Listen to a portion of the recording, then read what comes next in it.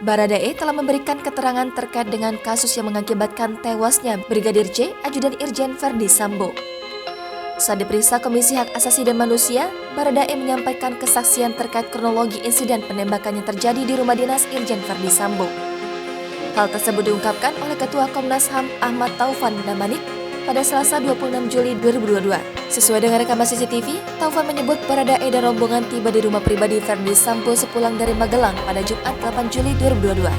Setelahnya, Baradae dan para rombongan pergi menuju rumah dinas untuk menjalani isolasi mandiri atau isoman. Kemudian Baradae langsung naik ke kamarnya di lantai 2 untuk beristirahat. Taufan mengungkapkan Baradae bergegas turun ke lantai 1 karena mendengar teriakan istri Irjen Verdi Sambo yang memanggil namanya. Tetapi ketika turun, Baradae melihat ada Brigadir J. Ketika mencoba bertanya pada Brigadir J mengenai apa yang terjadi, Baradae justru ditembak. Lantaran merasa terancam, Baradae memilih mundur untuk mengambil senjatanya. Setelahnya, ia pun melepaskan tembakan ke arah Brigadir J untuk melindungi diri. Sempat beberapa kali adu tembak, Baradae berhasil melumpuhkan Brigadir J hingga tersungkur.